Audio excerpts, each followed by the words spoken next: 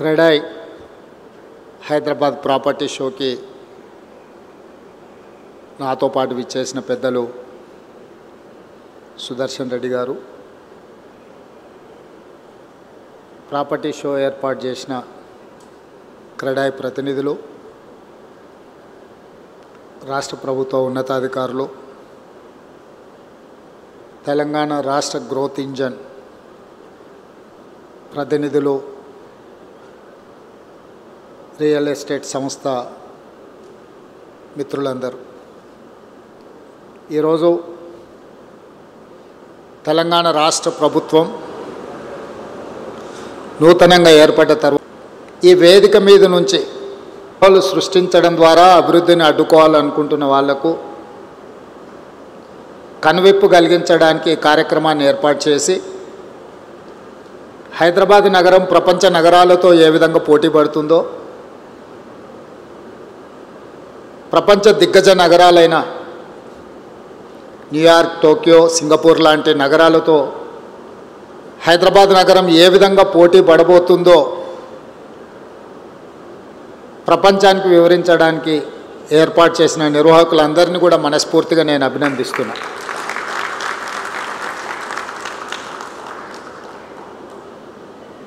ప్రపంచ దేశాలలో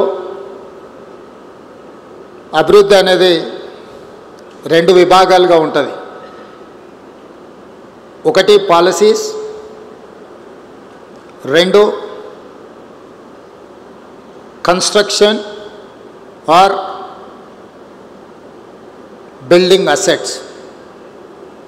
These two are two growth engines for any developed country. Policy or philosophy, ప్రభుత్వాలు ఏర్పాటు చేయాలి. ప్రభుత్వాలు విధానపరమైన నిర్ణయాలు చేయాలి. విధానపరమైన నిర్ణయాలలో పారదర్శకత ఉండాలి. పారదర్శకతతో ఉన్న నిర్ణయాలు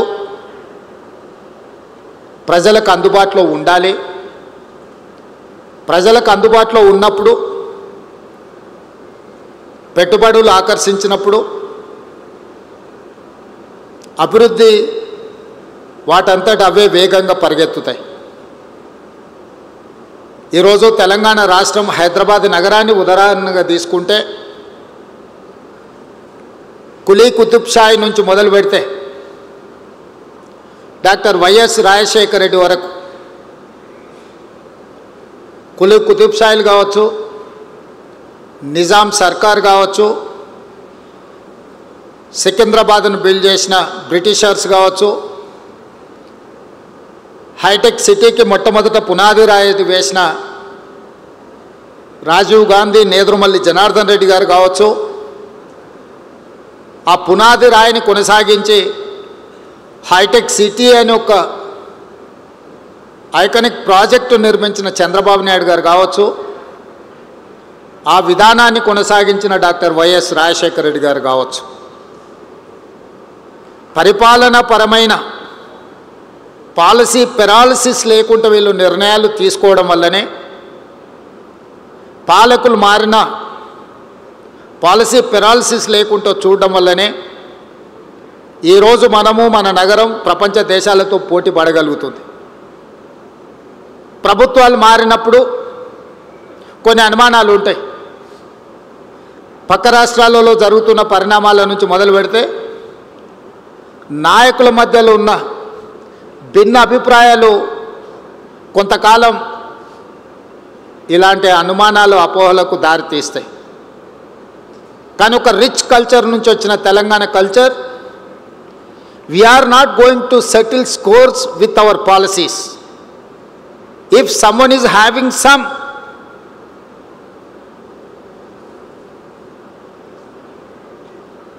objection, vengeance or anything, I don't mind. If they wanted to settle scores with me personally, I don't mind. I'll take it up. At the same time, my government is not ready to take up with it the cost of my state growth, my state development. I am there to support. I'm there to take a policy, transparent policy.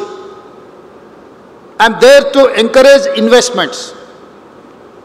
I'm there to support, protect your investment.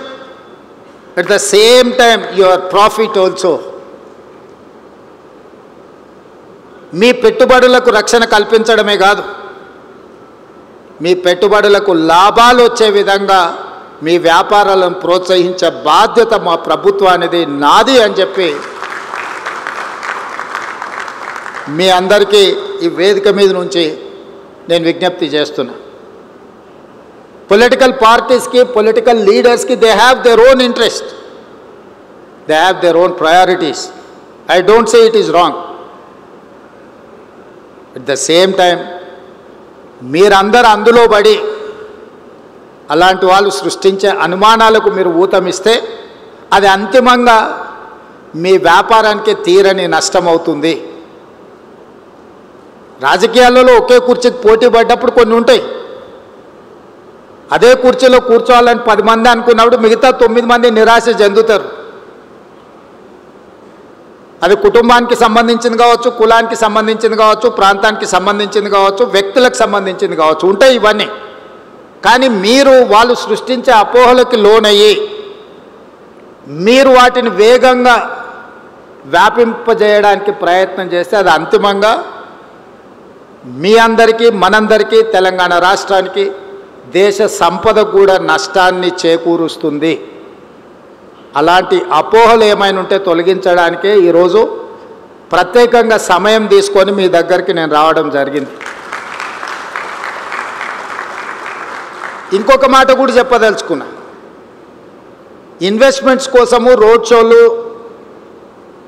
United states of America, Singapore, Japan, south Korea, Dubai లాంటి నగరాలకు పర్యటన చేస్తున్న మేము, మీరు రండి మా రాష్ట్రంలో పెట్టుబడులు పెట్టండి, మా నగరాన్ని అభివృద్ధి చేయండి అని విదేశాలకు వెళ్ళి దావోస్ లాంటి వరల్డ్ ఎకనామిక్ ఫోరం మీద వెళ్ళి ఆహ్వానిస్తున్నప్పుడు నేను మిమ్మల్ని అడిగేది ఒకటే, ఇతర దేశాల నుంచి పెట్టుబడులను ఆహ్వానిస్తున్న మేము ఈ నగరంలో, ఈ రాష్ట్రంలో, ఈ దేశం అభివృద్ధి కోసం పాటుపడుతున్న మిమ్మల్ని ఎందుకు ప్రోత్సహించము? ఎవరినో వెళ్ళి ఎక్కడి నుంచో భాష రాని వాడిని, భావం తెలియని వాడిని, ఈ ప్రాంతంతో అనుబంధం లేని వాడిని మా నగరానికి వచ్చి పెట్టుబడులు పెట్టండి, మీకు అవకాశాలు కల్పిస్తామని చెప్తున్న మేము ఇక్కడనే పుట్టి ఇక్కడనే పెరిగి మీ సంపదను మొత్తం ఈ జాతికి అంకితం చేసి మిమ్మల్ని ఎందుకు వదులుకుంటామని మీరు ఆలోచన చేస్తున్నారు?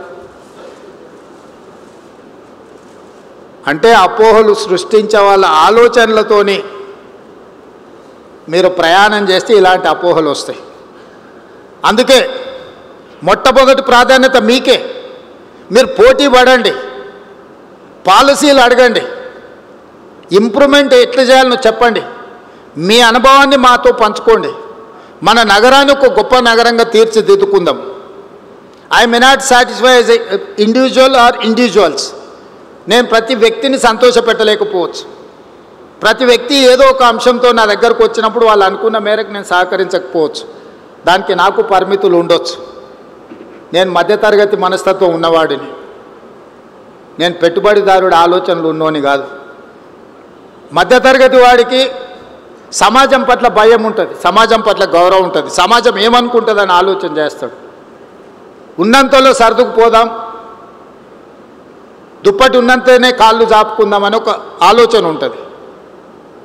నేను సగటు మధ్యతరగతి ఆలోచన ఉన్న ముఖ్యమంత్రినే తప్ప కొల్లగొట్టి నిర్మాణాలు చేసుకోవాలి, కొల్లగొట్టింది విదేశాలకు తరలించుకోవాలన్న గొప్ప మనసు, పెద్ద మనసు ఉన్నోని నేను కాదు. అందుకే కొంతమంది ఏదైనా ప్రపోజల్స్ వచ్చినప్పుడు I may not oblige your whatever మీ యొక్క ప్రతిపాదనలు నేను ఆమోదించకపోవచ్చు. లేదా గతంలో మీరు ఏదైనా సూపర్ లగ్జరీస్ పొందిన వాటిని ఇప్పుడు నేను కొనసాగించకపోవచ్చు. దాంతో మీకు సహజంగా కోపం వస్తుంది. స్పెషల్ ప్రివిలేజ్ ఉన్న వాళ్ళకి, వైల్డ్ కార్డ్ ఎంట్రీ ఉన్న వాళ్ళకి ఒకవేళ సడన్గా అట్లాంటి వెసులుబాటు లేకపోతే న్యాచురల్గా వాళ్ళ కోపం ఉంటుంది. అరే మేము ఇప్పటి వరకు చాలా ప్లాటర్ తినేవాళ్ళం, ఇప్పుడేంది మేము కూడా అందరితో పాటు లైన్లో నిల్చోవాల్సి వస్తుందని. వాళ్ళని నేను నిజంగా వాళ్ళు నన్ను మన్నించాలి. ఎందుకంటే నేను ఎప్పటికీ మీకు ఆ రకంగా సహకరించను. కానీ పారదర్శకమైన పరిపాలన కోసం పాలసీలు చేయడానికి నాకు అభ్యంతరం లేదు. I can impress with policy, I can take the challenge. నేను ఓపెన్ మైండ్తో ఉన్నాను. మీరు పాలసీ ఏమైనా చెప్పండి, ప్రజలకు ఉపయోగపడేది, మీ రంగానికి ప్రయోజనం చేకూర్చేది, తద్వారా తెలంగాణ రాష్ట్రాన్ని అభివృద్ధి పదం వైపు నడిపించడానికి, హైదరాబాదు నగరాన్ని దేశంలోనే కాదు ప్రపంచంలోనే గొప్ప నగరంగా తీర్చిదిద్దడానికి మీ ఆలోచనలు పంచుకోండి నాతో. మీరు అందరు ప్రపంచాన్ని అంతా చూస్తున్నారు. నాకు 10 ఫ్యాక్టర్స్ ఉంటాయి, కానీ మీకు only 1 factor, that is construction, that is infrastructure, mass development. Trunk infrastructure ఎట్లా చేయాలి? ఈరోజు ఆనాడు చంద్రబాబు నాయుడు గారు, డాక్టర్ వైఎస్ రాజశేఖర రెడ్డి గారు హైటెక్ సిటీ, ఐటీ కంపెనీలతో పాటు ఔటర్ రింగ్ రోడ్, అంతర్జాతీయ ఎయిర్పోర్ట్ లాంటివి తీసుకురాకపోయి ఉంటే, ఈ ట్రంక్ ఇన్ఫ్రాస్ట్రక్చర్ డెవలప్ చేయకపోయి ఉంటే ఈరోజు ఇంత గొప్ప ప్రాపర్టీ షో మీరు చేసుకునే వాళ్ళ? ఆ రోజు ఆ విజన్ చేసినప్పుడు కూడా ఆ నాయకుల మీద కూడా అలిగేషన్స్ వచ్చిన, ఔటర్ రింగ్ రోడ్ అనుకొండలాగా మారింది అన్నోళ్ళు ఉండొచ్చు. హైటెక్ సిటీ పక్కన వాళ్ళకి కావాల్సిన వాళ్ళకు భూములు ఉన్నాయి, ఆ భూముల కోసమే హైటెక్ సిటీ కట్టిండని అనుమానాలు ఉండొచ్చు, అపోహలు సృష్టించి ఉండొచ్చు, కొంతమంది ఆలోచన చేసి ఉండొచ్చు. ఎక్కడ ఏ డెవలప్మెంట్ చేసినా ఎవరికో ఒకరికి డెఫినెట్గా బెనిఫిట్ అవుద్ది. ఇప్పుడు నేను ఫ్యూచర్ సిటీని, భారత్ ఫ్యూచర్ సిటీని ఒక కాలుష్యమైన నగరంగా మార్చాలనుకుంటున్నప్పుడు ఆ కాలుష్యాన్ని తొలగించి ఒక బ్రహ్మాండమైన నగరాన్ని నిర్మించాలని ప్రణాళికలు వేసినప్పుడు అది 4th సిటీ లేదా అది ఫ్యూచర్ సిటీ అని నేనంటే 4 బ్రదర్స్ సిటీ అని కొంతమంది అని ఉండొచ్చు. మీరే కదా నా బ్రదర్సు, మీకోసమే నేను డిజైన్ చేస్తున్నా. Why should I care all these comments? ఆనాడు జైపాల్ రెడ్డి గారు హైదరాబాద్ నగరానికి మెట్రో ఇవ్వకపోయిన ఉంటే దేశంలోనే 2వ అభివృద్ధి చెందిన మెట్రో నగరంగా హైదరాబాద్ ఉంటుండేనా? హైదరాబాద్ నగరానికి ఆ రోజు రాజశేఖర రెడ్డి గారు ప్రతిపాదనిస్తే స్టక్ డౌన్ అయిన హైదరాబాద్ మెట్రోని జైపాల్ రెడ్డి గారు శాంక్షన్ ఇవ్వడమే కాదు, వైబుల్ గ్యాప్ ఫండ్ ఇచ్చి ఈ నగరానికి మెట్రోని ఇచ్చాను. మరి ఆ తర్వాత మెట్రో విస్తరించకపోవడం వల్ల ఈరోజు 9వ ప్లేసుకు పోయినాం. We have neglected 10 years. ఈరోజు మెట్రో విస్తరించనుంటే ఈరోజు మీరు చూస్తున్న ఈ ట్రాఫిక్ జామ్లకు సమస్య కొంతైనా పరిష్కారం వచ్చి ఉండేది కదా. ఈరోజు హైటెక్ సిటీ దగ్గరున్న మెట్రో ఫైనాన్షియల్ డిస్ట్రిక్ట్ నుంచి నియోపోలిస్ వరకు ఎక్స్పాండ్ చేసినుంటే అభివృద్ధి జరిగి ఉండేది కదా. ఈరోజు ఇంటర్నేషనల్ కనెక్టివ్ ఉన్న ఎయిర్పోర్ట్కి ఎందుకు మెట్రో ఇవ్వలేదు? ఎందుకు డిజైన్ చేయలేదు? డిజైన్ చేసిన వాళ్ళు కూడా ఔటర్ రింగ్ రోడ్ మీద నుంచి మెట్రో డిజైన్ చేశారు. ఎవరెక్కాలి? జూబ్లీ హిల్స్లో ఉన్నోళ్ళు, బంజారా హిల్స్లో ఉన్నోళ్ళు, లేకపోతే ఇక్కడ ఉన్నోళ్ళు ఎంతమంది మెట్రో ఎక్కుతారు? ఇక్కడ నుంచి మీరు ఔటర్ రింగ్ రోడ్ ఎక్కినా కూడా అదే స్పీడ్తో మీరు ఎయిర్పోర్ట్కు చేరుకుంటారు. మల్టీ యూటిలిటీ ట్రాన్స్పోర్టేషన్ అనేది హై డెన్సిటీ పాపులేషన్ ఉన్న మధ్యలో నుంచి ఉండాలి. జనసాంద్రత ఉన్న ప్రాంతాలలో మల్టీ యూటిలిటీ ఉండే ట్రాన్స్పోర్టేషన్ ఏర్పాటు చేయాలి. మనిషి అనేటోడే లేడు, మనిషి అనేటోడు కూడా రాడు. ఎందుకంటే హైటెక్ సిటీకి ఈ పక్కన ఆ పక్కన చెరువులో ఫారెస్టో ఏదో ఒకటి ఉంది, ఎవరెక్కాలి ఎవరు దిగాలి. అందుకే నేను నాగోల్ నుంచి ఎల్బీ నగర్ నుంచి ఓఎస్సీ హాస్పిటల్ నుంచి చాంద్రాయణగుట్ట నుంచి agriculture university, where I'm going to construct a high court within 100 acres. From there to Shamshabad to airport. I have redesigned metro. LB Nagar నుంచి హయత్ నగర్ వరకు ఎక్స్పాండ్ చేయమని చెప్పిన మెట్రోని. Hayat Nagar is 1 more city now. Kukatpally తర్వాత పటాన్ చెరువు, బిహెచ్ఎల్ దాటి మెట్రో అవసరం ఉంది. లక్షల మంది అక్కడ కార్మికులు పనిచేస్తున్నారు. అక్కడికి ఎక్స్పాండ్ చేయమన్నా. హైటెక్ సిటీ నుంచి ఫైనాన్షియల్ డిస్ట్రిక్ట్ నుంచి ఈరోజు కోకపేటలో 100 కోట్లు పెట్టి ఎకరం కొనుక్కున్న మీ ప్రాంతాన్ని నియోపోలిస్కి మెట్రో ఎక్స్పాన్షన్ చేయమని చెప్పిన నేను. ఇట్లా ఎక్కడెక్కడైతే లాస్ట్ మైల్ కనెక్టివిటీ తక్కువ ఉందో ఇవాళ వాటన్నిటినీ లాస్ట్ మైల్ కనెక్టివిటీ చేయడానికి నిరంతరం నేను ప్రయత్నం చేస్తున్నా. ఈరోజు మీ కంటోన్మెంట్ ఏరియా బాటిల్ నెక్ ఉంది. రాజశేఖర రెడ్డి గారు ముఖ్యమంత్రి ఉండి మన్మోహన్ సింగ్ గారు ప్రధానమంత్రిగా ఉన్నప్పుడు కూడా డిఫెన్స్ ల్యాండ్స్ 1 ఇంచ్ కూడా ఇవ్వలేదు. డిఫెన్స్ వాళ్ళు 1 ఇంచ్ భూమి కూడా ఇవ్వరు. దాదాపుగా 200 ఎకరాలు ప్యారడైజ్ నుంచి బాటిల్ నెక్స్ ఇటు రాజీవ్ రహదారి వైపు కానీ అటు షామీర్పేట వైపు కానీ ఈరోజు ఎలివేటెడ్ కారిడార్లకు నేను ముఖ్యమంత్రి ఆయనకు పోయి ఢిల్లీలో కూర్చొని నేను అనుమతులు తీసుకొచ్చిన.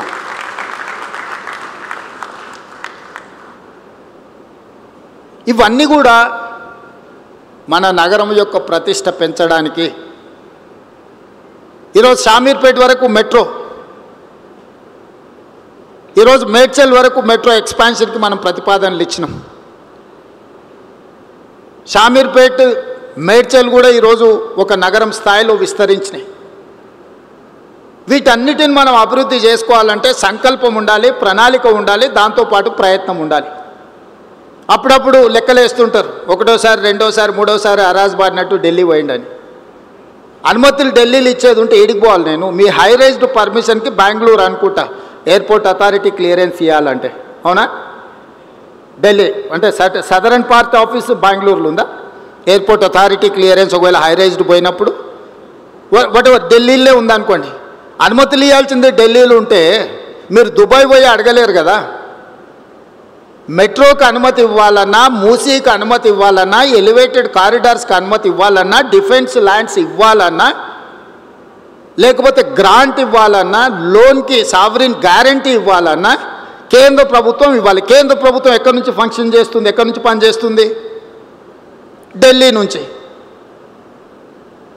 భారత రాజ్యాంగం రాసేటప్పుడే state subject, central subject, concurrence list అని 3 రకాలుగా పరిపాలనకు వెసులుబాటు ఇచ్చారు. 1 రాష్ట్రమే నిర్ణయాలు తీసుకోవచ్చు, 2 కేంద్రమే తీసుకుంటే like railway, like airport authority or otherwise telecom ఇట్లాంటివి ఉంటే, కొన్ని రాష్ట్రం కేంద్రం కలిసి వ్యవసాయము, విద్య ఇట్లాంటివి రాష్ట్రం కేంద్రం కలిసి నిర్ణయాలు తీసుకోండి. మరి వాళ్ళందరినీ కలిసి ప్రయత్నం చేస్తుంటే ఢిల్లీలో మాకు పెద్ద బంగ్లా ఇచ్చిండ్రు ముఖ్యమంత్రికి. ఢిల్లీలో బంగ్లా ఎందుకు ఇచ్చిండ్రు? ఢిల్లీలో వచ్చి 4 రోజులు ఉండి, నెలకు 4 రోజులు ఢిల్లీలో ఉండి అన్ని శాఖల అనుమతులు తీసుకొని పోవడానికి ఢిల్లీలో ముఖ్యమంత్రి గారికి బంగ్లా ఇచ్చిండ్రు. దాన్ని ఫామ్ హౌస్ లాగా వాడుకొని దావతులు చేసుకోనికి ఇయ్యలే. దాన్ని సద్వినియోగం చేస్తున్నా. ఈరోజు కేంద్రం నుంచి నేను తీసుకొచ్చిన అనుమతులు మీరు లిస్టు తీసుకోండి. ఎప్పుడైనా అసెంబ్లీలో లిస్ట్ అంతా పెడతా నేను. గతంలో పాలకులు కాళేశ్వరం కార్పొరేషన్ పేరు మీద 1 lakh crores ఆల్మోస్ట్ ఖర్చు పెట్టి దాంట్లో ఒక 70,000 కోట్లు మీరు అందరు వ్యాపారంలో ఉన్నారు కాబట్టి మీతో పంచుకుంటున్నా. 12 years టైంకి 11.5% రేట్ ఆఫ్ ఇంట్రెస్ట్లో అప్పులు తీసుకొచ్చి, అసలు ఎవరైనా మన సొంత వ్యాపారం అయితే 11.5% at the rate of 11.5% per annum మనం అప్పులు తెస్తామా? 12 సంవత్సరాల పరిమితికి లోబడి 3 సంవత్సరాలు ఆల్రెడీ అయిపోయింది. ఇప్పుడు 9 ఏళ్ళల్లో నేను వచ్చిన 20 నెలల్లో 29,000 కోట్లు నేను అప్పు కట్టిన కాళేశ్వరానికి. కాళేశ్వరంలో ₹1 నేను ఖర్చు పెడితే నాకు 42 పైసలు రిటర్న్ వస్తుంది. BC ratio, cost benefit ratio చూస్తే ₹1 నేను విద్యుత్కు ఇతర ప్రాజెక్ట్ కాస్ట్కి క్యాపెక్స్ మీద నేను కట్టే ఇంట్రెస్ట్ లెక్కేస్తే ₹1 నేను పెట్టుబడి పెడితే నాకు 42 పైసలు వస్తుంది. నేను 50 సార్లు పోయి మోడీ గారిని కలిసిన ప్రతిసారి నాకు డెట్ రీస్ట్రక్చర్ కావాలి, నువ్వు దివాలా తీసినోనికి డెట్ రీస్ట్రక్చర్ ఇస్తావు, ఎన్సీఎల్టీఓకి పోయినోనికి డెట్ రీస్ట్రక్చర్ ఇస్తావు, నేను ఆన్ టైం కడతా అంటే నాకు డెట్ రీస్ట్రక్చర్ ఎందుకు అని ప్రధానమంత్రి గారితో 10 సార్లు మాట్లాడి మన 26,000 కోట్ల రూపాయలని 35 సంవత్సరాలకు రీస్ట్రక్చర్ చేయించి 7.5% రేట్ ఆఫ్ ఇంట్రెస్ట్కు నేను ఢిల్లీ నుంచి సాధించి వచ్చిన. This is what my capability. That is their capability at the cost of 11.5% interest and 12 years moratorium. Whereas I have requested Prime Minister of India, I have taken permission, they have instructed to financial institutions, 26,000 crores first phase lo 35 years కోసము 7.5% rate of ఇంట్రెస్ట్కు తగ్గించి ఇచ్చారు. నాకు ఎంత ఆర్థిక వెసులుబాటు వచ్చింది? ఇది నా ఇంటికేం రాదే, రాష్ట్ర ప్రజలకు ప్రయోజనం. అట్లా 2 లక్షల కోట్ల గురించి నేను అడుగుతున్న కేంద్ర ప్రభుత్వాన్ని. 35-40 సంవత్సరాల పీరియడ్కు 7.5%కు తగ్గించండి. నాకు ఇది లయబిలిటీ అయిపోయింది, ఈ లయబిలిటీ నేను మొయ్యలేను, ఇది ప్రజల సొమ్ము, ప్రజలకు అన్యాయం చేస్తే కుదరదు అండ్ డెట్ రీస్ట్రక్చర్ కోసం నేను ప్రయత్నం చేస్తున్నా. మీరు వ్యాపారంలో మీకు బ్యాంకు లోన్లు, మిత్తిలు, మీ అప్పులు మీ నెత్తి మీద ఉంటే మీరు వ్యాపారంలో రాణించగలరా? మరి రాష్ట్రాన్ని వెల్ఫేర్ అండ్ డెవలప్మెంట్ స్టేట్ చేయాలంటే నాకు ఇవన్నీ చేయాల్సిన అవసరం ఉంది కదా. ఇవాళ నాకు మెట్రో ఫర్దర్ ఎక్స్పాన్షన్ కావాలంటే కేంద్ర ప్రభుత్వం ఇవ్వాలి. ఇవాళ మొత్తం తెలంగాణలో ఒకే ఒక ఎయిర్పోర్ట్ ఉంది, శంషాబాద్. మీరు ఆంధ్రప్రదేశ్లో ఉండే 6-7 ఉన్నాయి, తిరుపతిలో ఉన్నాయి, రాజమండ్రిలో ఉంది, కడపలో ఉంది, విజయవాడలో ఉంది, విశాఖపట్నంలో ఉంది, ఎన్నో 6-7 ఎయిర్పోర్ట్లు ఉన్నాయి. మహారాష్ట్రలో ఒక 40 ఎయిర్పోర్ట్లు ఉన్నాయి. ఏ చిన్న రాష్ట్రానికి వెళ్ళినా 5-6 ఎయిర్పోర్ట్లు ఉన్నాయి. మరి మేధావులు 80,000 పుస్తకాలు చదివిన వాళ్ళకు తెలంగాణకు 2వ ఎయిర్పోర్ట్ ఉండాలన్న ఆలోచన కూడా రాలేదు. 2వ ఎయిర్పోర్ట్ అవసరం లేదా మిత్రులారా? మీరు చెప్పండి. నేను వచ్చిన తర్వాత అందుకే ఢిల్లీలో పోయి ఏవియేషన్ మినిస్టర్ని, ప్రైమ్ మినిస్టర్ని కలిసి 2 అదనంగా ఎయిర్పోర్ట్లకు అనుమతులు తెచ్చిన. ఒకటి వరంగల్, 2వది ఆదిలాబాద్. ఒకప్పుడు ఇతర రాష్ట్రాల నుంచి వచ్చేటోళ్ళు రైల్వే స్టేషన్కి మీ ఇల్లు ఎంత దూరం, మీ ఆఫీస్ ఎంత దూరం అని అడిగేటోళ్ళు. సొంత రాష్ట్రంలో గ్రామాల నుంచి వచ్చేటోళ్ళు బస్ స్టాండ్కి మీ ఇల్లు ఎంత దూరము, మీ ఆఫీస్ ఎంత దూరం అని అడిగేటోళ్ళు. ఇవాళ ఇతర దేశాల నుంచి వచ్చేటోళ్ళు ఏమడుగుతారు? ఎయిర్పోర్ట్ నుంచి ఎంత దూరం ఉంది మీ ఇండస్ట్రియల్ హబ్ కానీ, మీ కార్పొరేట్ ఆఫీస్ కానీ ఎయిర్పోర్ట్ నుంచి ఎంత టైం పడుతుంది రీచ్ అవ్వడానికి అని అడుగుతారు. మరి అట్లాంటి ఎయిర్పోర్ట్లు తెలంగాణకు అడిషనల్గా ఉండాల్సిన అవసరం లేదా? అనుమతులు తేవాల్సిన అవసరం లేదా? దానికి అవసరమైన నిధులు కేంద్ర ప్రభుత్వం నుంచి తెచ్చుకోవాల్సిన అవసరం లేదా? ఎయిర్పోర్ట్ వస్తే విమానం వచ్చి మా ఇంట్లో ఆగుద్దా? ఎయిర్పోర్ట్ వస్తే దాంతోపాటు మీకే అభివృద్ధి వస్తుంది, మీ ఇన్వెస్ట్మెంట్స్ పెంచుకోవడానికి ఉంది. Tier 2, Tier 3 సిటీస్ కూడా డెవలప్ అవ్వడానికి అవకాశం ఉంది. ఇండస్ట్రియల్ గ్రోత్ వస్తే ఆటోమేటిక్గా ఆదాయం పెరగడానికి అవకాశం ఉంది. మీరు ఎక్కడనో ఎత్తుకుంటూ పోయి పెట్టుబడులు పెట్టేది ఎందుకు? మీ పెట్టుబడులు ఇక్కడ పెడితే మీ పెట్టుబడులే 2 ఆదాయాన్ని తెచ్చిపెడతాయి కదా. దానికోసమే కదా ఈరోజు మెట్రో అనుమతులు అడిగినా, ఎయిర్పోర్ట్ అనుమతులు అడిగినా, రీజనల్ రింగ్ రోడ్ అనుమతులు అడిగినా, రీజనల్ రింగ్ రైల్ అనుమతులు అడిగినా. ల్యాండ్ లాక్ స్టేట్, మనకు పోర్టు లేదు. ఈ దేశంలో అన్ని రాష్ట్రాలకు దాదాపు ఏదో రకంగా పోర్టులు ఉన్నాయి. మీకు ఏ వైపు నుంచి వెళ్ళినా కూడా నాట్ లెస్ దాన్ 300 కిలోమీటర్స్ మీరు ఎక్కడికి చేరలేరు. అందుకోసం మనకు ఇండస్ట్రియలైజేషన్ ఆగిపోయింది. ఆటోమొబైల్ ఇండస్ట్రీ రమ్మంటే పోర్ట్ ఎంత దూరం ఉందని అడుగుతున్నారు. జపాన్లో మేము ఎవరితో మాట్లాడినా, టయోటా, హోండా, ఏ కంపెనీతో మాట్లాడినా వాళ్ళు పోర్ట్ కనెక్టివిటీ అడుగుతున్నారు. ఇవాళ అందుకే ఒక ఔటర్ రింగ్ రోడ్ 160 కిలోమీటర్స్ నిర్మాణం జరిగితేనే ఈరోజు 3 లక్షల కోట్ల ఆదాయానికి తెలంగాణ రాష్ట్రం పెరిగింది. అందుకే కేంద్ర ప్రభుత్వంతో మాట్లాడి ఆగిపోయిన regional ring road 360 kilometer regional ring రోడ్తో పాటు all along with regional ring road, regional ring rail కూడా మనం ఈరోజు ప్లాన్ చేసుకున్నాం. కేంద్ర ప్రభుత్వం అనుమతి ఇచ్చింది. ఈరోజు ఔటర్ రింగ్ రోడ్ నుంచి రీజనల్ రింగ్ రోడ్కు రేడియల్ రోడ్స్ ఇప్పటి దగ్గర మిత్రులు చెప్తున్నారు, సార్ మీరు ఔటర్ రింగ్ రోడ్కి బోత్ సైడ్స్ మనము 1 కిలోమీటర్ కారిడార్స్ పెట్టుకున్నాం, దానికి మీరు రేడియల్ రోడ్స్ లేకపోతే ఈ రోడ్లను వేయాలని. ఇవాళ 1 కిలోమీటర్ కాదు, యావరేజ్గా 45 కిలోమీటర్స్ రింగ్ ఉంది రీజనల్ రింగ్ రోడ్. ఇప్పుడున్న ఎగ్జిస్టింగ్ విజయవాడ లేకపోతే బెంగళూరు లేకపోతే ఇతర హైవేలు కాకుండా ప్యారలల్గా 11 రేడియల్ రోడ్స్ని కొత్త ప్లాన్ చేస్తున్నాం. ఎందుకంటే యాక్చువల్ కొత్త ఏరియా డెవలప్మెంట్ కోసం కొత్త ల్యాండ్స్ని అందుబాటులోకి తీసుకురావాలి, శాటిలైట్ సిటీస్ కట్టాలనే ఒక ప్రణాళికతో ఈరోజు ముందుకెళ్తున్నాము. ఈరోజు ఔటర్ రింగ్ రోడ్ ఎట్లుందో డ్రింకింగ్ వాటర్ కూడా చాలా ఇంపార్టెంట్. అందుకే రింగ్ బండ్ కడుతున్నాం. గోదావరి నుంచి ఒకవేళ ప్రాబ్లం వస్తే కృష్ణాను సప్లిమెంట్ చేయడానికి, కృష్ణా నుంచి ప్రాబ్లం వస్తే గోదావరి నుంచి సప్లిమెంట్ చేయడానికి, just like outer ring road ఈరోజు వాటర్ పైప్ లైన్ కూడా రింగ్ బండ్ కడుతున్నాం. ఎక్కడి నుంచి ఎక్కడైనా వాటర్ కనెక్టివిటీని, డ్రింకింగ్ వాటర్ కనెక్టివిటీని, అది సింగూరు కావచ్చు, మంజరా కావచ్చు, గోదావరి కావచ్చు, లేకపోతే కృష్ణా కావచ్చు, లేకపోతే హిమాయత్ సాగర్, ఉస్మాన్ సాగర్ నుంచి వచ్చే డ్రింకింగ్ వాటర్ కావచ్చు. ఈరోజు డ్రింకింగ్ వాటర్ కనెక్టివిటీ ఉండకుండా, వాటర్ కనెక్టివిటీ లేకుండా, రోడ్ కనెక్టివిటీ లేకుండా, ఎలక్ట్రిసిటీ కనెక్టివిటీ లేకుండా మీ ఇన్ఫ్రాస్ట్రక్చర్ డెవలప్ అవుద్దా?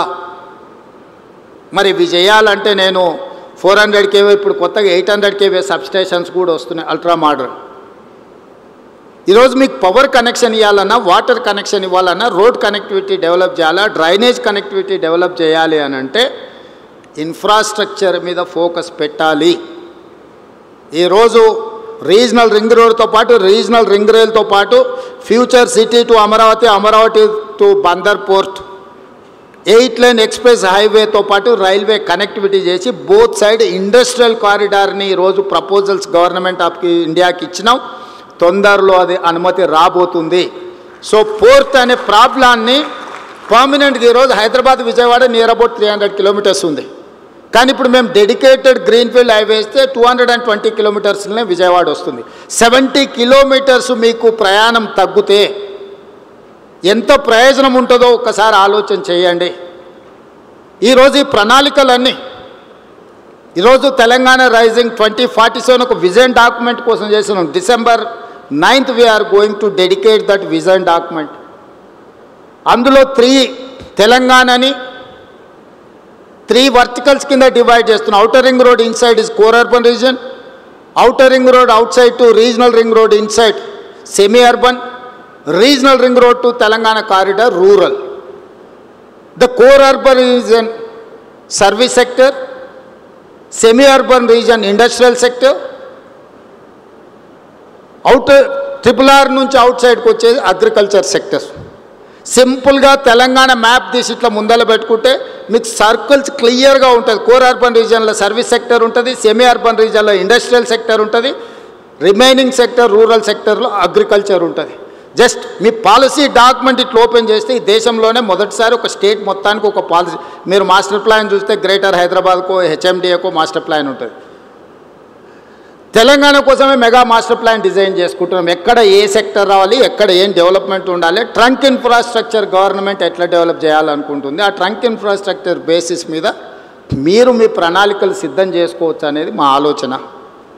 ఇవన్నీ అమలు చేసే క్రమంలో ఎక్కడైనా డీవియేషన్స్ ఆర్ వయలేషన్స్ ఉన్నప్పుడు నియంత్రించడానికి కొన్ని కొత్త సంస్థలు మేము తీసుకొచ్చినాం. హైడ్రా అందులో భాగమే. ఈరోజు మీకు రోడ్ల మీద నీళ్ళు వస్తున్నాయి. ఎందుకు వస్తున్నాయి మీరు ఎప్పుడైనా అంచనా వేయండి. నీళ్లు నిలవాల్సిన చెరువులు మనమే గుంజుకుంటుమి, నీళ్లు ప్రవహించాల్సిన నాలల్ని మనమే ఆక్రమించుకుంటుమి. మరి నీళ్ళు ఉండాల్సిన ప్లేస్కి మనం పోతే మనం ఉండాల్సిన ప్లేస్లకు నీళ్ళు వచ్చినాయి. మన కాలనీలకు మన ఇంట్లోకి నీళ్ళు వస్తున్నాయంటే మనమే కారణం. ఎవరు కారణము? 2000 చెరువులు ఇప్పుడు 450కి పడిపోయినాయి ఔటర్ రింగ్ రోడ్ ఇన్సైడ్. ఆ చెరువులను వీలైనంత మేరకు పునరుద్ధరించాలనుకుంటున్నాం. పునరుద్ధరించేటప్పుడు తెలిసి తెలియని అమాయకులకు కొంత సమస్య వస్తుంది, ఇబ్బందులు జరుగుతాయి. యుద్ధం వచ్చినప్పుడు సైనికులు ఒక్కరే చచ్చిపోరు, అక్కడక్కడ అమాయకులు కూడా చచ్చిపోతుంటారు యుద్ధంలో. మీరు అందరు చూస్తారు కదా. మనం కూడా ఈ ప్రకృతిని, క్లౌడ్ బస్ట్ని, ఈ ప్రకృతి విపరీతాలు ఈరోజు చూస్తున్నారు. ఒక్కొక్క రాష్ట్రంలో ఎంతమంది కొట్టుకొని పోయి చచ్చిపోయినరు. మేము కొన్ని దగ్గరలో అడ్డంకులు ఉన్న వాటిని తొలగిస్తే వాళ్ళని ఆర్థికంగా ఆదుకుంటాం అంటున్నాం. మీరు ప్రతిపాదన ఇవ్వండి అని చెప్పినాం. ఆ ప్రతిపాదనలు ఇవ్వరు. మీరు తొలగించడానికే వీలేదు. మీరు నాలా పెద్దగా చేయదు, బాటిల్ నెక్ ఉంటుంది. నాలా ఇక్కడ నుంచి 100 మీటర్స్ వస్తుంది, ఒక దగ్గర రాగానే 10 మీటర్స్ కుదించకపోతే, ఎందుకంటే పెద్ద మనిషి ఎవరో కబ్జా పెట్టుకొని ఉంటాడు. అది తొలగిస్తే ఆ పెద్ద మనిషికి కష్టం. ఆ పెద్ద మనిషి పెట్టుబడి పెట్టి సోషల్ మీడియాలో కొంతమందిని మూకలను తయారు చేసి ప్రభుత్వానికి వ్యతిరేకంగా చేస్తున్న పనికి తప్పుడు ప్రచారం చేస్తే మీరు కూడా దాన్ని తెలిసి తెలవక ఫార్వర్డ్ చేస్తారు. అది శివరాకరికి మళ్ళీ మీ వైపే వచ్చి మీకే తగులుకుంటుంది. అది దానివల్ల నాకేముంటుంది? ఒక నాలా ఎంక్రోచ్మెంట్ని తొలగిస్తే యాజ్ ఏ చీఫ్ మినిస్టర్ నాకేమన్నా వస్తుందా? నాకేమన్నా ప్రయోజనం ఉందా? ఒక చెరువును పునరుద్ధరిస్తే బతుకమ్మకుంట పునరుద్ధరించిన నేనేం స్విమ్మింగ్ పూల్గా వాడుకోను కదా దాన్ని. ఆ ప్రాంత ప్రజలకు ప్రయోజనము. సున్నం చెరువును పునరుద్ధరిస్తే మీకు ఈ ప్రాంతంలో ఉండేటోళ్ళకే ప్రయోజనము. ఆ రోజు ఇక్కడ హైటెక్ సిటీ కట్టిన రోజు చాలామంది ఆరోపణలు చేశారు. ఈరోజు హైటెక్ సిటీ ఎన్నిటికీ వేదిక అయింది. ఇవన్నీ కూడా మీరందరూ విజ్ఞతతో ఆలోచన చేయాలి. తెలంగాణ కోసం మనం వేసుకుంటున్న ప్రణాళికల్ని ప్రజలకు తీసుకెళ్లాల్సిన బాధ్యత మీదే. ప్రణాళికలు సిద్ధం చేసేది మేము, ప్రమోట్ చేయాల్సింది మీరు. మీకు ఇందులో ఏదైనా ఇబ్బంది ఉన్నా లేదా ప్రభుత్వం పాలసీ ఇంకా మెరుగ్గా చేయాలనుకుంటే మీరు సజెషన్ చేయండి. ఈరోజు టోనీ బ్లేయర్ నుంచి హైదరాబాద్లో చదువుకున్న విద్యార్థులు, world bank chairman Ajay Banga, Satya Nadella, Shantanu Narayen, Premji వసవ్, all these 4 CEOs of the global కంపెనీస్కి మన HPS స్టూడెంట్స్ వాళ్ళ నాలెడ్జ్ని మనకు షేర్ చేస్తున్నారు. They are on board. హైదరాబాద్కు మేము ఇక్కడ చదువుకున్నాం కాబట్టి మేము సహాయం చేస్తామని HPS స్కూల్ని కట్టడానికి వాళ్ళు నలుగురు కలిసి దాదాపుగా 300 crores డొనేట్ చేస్తున్నారు. మేము ఇక్కడ చదువుకున్నాం, ఈ స్కూల్కి మేము డొనేట్ చేస్తామని వాళ్ళు ముందుకు వచ్చారు. దాని ల్యాండ్ కన్వర్షన్ ఉంటే అక్రాస్ ద టేబుల్ అది తెప్పించి నేను ఇమ్మీడియట్గా క్లియర్ చేసిన. ఇవన్నీ కూడా మన నగరాన్ని గొప్ప నగరంగా మార్చుకోవడం కోసమే కదా. ఇవన్నీ కూడా మీ అందరితో పంచుకోవాలన్నదే నా ఆలోచన. నాకు వేరే ఏం కోరికలు లేవు. కులీ కుతుబ్ షా ఏం తీసుకెళ్ళాలి, ఆయన కట్టిన చార్మినార్ ఇక్కడనే ఉండిపోయింది. గోల్కొండ రాజులు గోల్కొండ కట్టిరు, వాళ్ళు ఏం తీసుకోవాలి, అది అక్కడనే ఉంది. ఔటర్ రింగ్ రోడ్ అంతర్జాతీయ ఎయిర్పోర్టు రాజశేఖర రెడ్డి గారు తీసుకెళ్ళలే. చంద్రబాబు నాయుడు గారు అమరావతి పోయినా హైటెక్ సిటీ మన దగ్గరనే ఉంది. కోహినూరు డైమండ్ సంపాదించి ఇంట్లో పెట్టుకుంటే బ్రిటిష్ వాళ్ళు అక్కడికి తీసుకుపోయారు. సంపాదించింది ఎవడని తీసుకుపోతాడో కానీ సమాజానికి ఇచ్చింది ఎవ్వరు తీసుకెళ్లరు, ఇక్కడనే ఉంటుంది. ఆ మాత్రం జ్ఞానము, పరిజ్ఞానము, అవగాహన తెలంగాణ రాష్ట్ర ముఖ్యమంత్రిగా నాకుంది. నేను నిర్మించదలుచుకున్న ఫ్యూచర్ సిటీ 1000 ఏళ్ళైనా ప్రపంచానికి ఆదర్శంగా నిలబడి ఒక గొప్ప నగరంగా తీర్చిదిద్దుతా. రెన్యూబుల్ ఎనర్జీతోని అల్ట్రా మోడర్న్ సిటీని నేను డిజైన్ చేస్తా. Regional ring road, regional ring rail, dedicated greenfield national highway, dedicated railway corridor to port, Bandar port or any other port. ఇట్లాంటివన్నీ కూడా మెట్రో విస్తరణ, ఇవన్నీ కూడా భవిష్యత్తులో 100 ఏళ్ళు 1000 ఏళ్ళు అయినా నేను నచ్చిన వాళ్ళకు, నేను నచ్చని వాళ్ళకు కూడా ఇది ఎవరు చేసిండ్రా అంటే పలానా రేవంత్ రెడ్డి ఉన్నప్పుడు చేసిండని. ఈరోజు కులీ కుతుబ్ షా మనకు నచ్చవచ్చు నచ్చకపోదు. నిజాం అంటే సగం మందికి భిన్నాభిప్రాయాలు ఉండొచ్చు. చంద్రబాబు నాయుడు అంటే సగం మంది అవుననొచ్చు కాదనొచ్చు. కానీ 100% హైటెక్ సిటీ ఎవరు కట్టిరా అంటే చంద్రబాబు నాయుడు కట్టిండని చెప్పాల్సిందే కదా. ఆ వ్యక్తి కొందరికి నచ్చవచ్చు నచ్చకపోవచ్చు. రాజశేఖర రెడ్డి గారు కొందరికి నచ్చవచ్చు నచ్చకపోవచ్చు. కానీ international airport, outer ring road ఎప్పుడు వచ్చిందంటే రాజశేఖర రెడ్డి గారి హయాంలో వచ్చిందని చెప్పాల్సిందే కదా.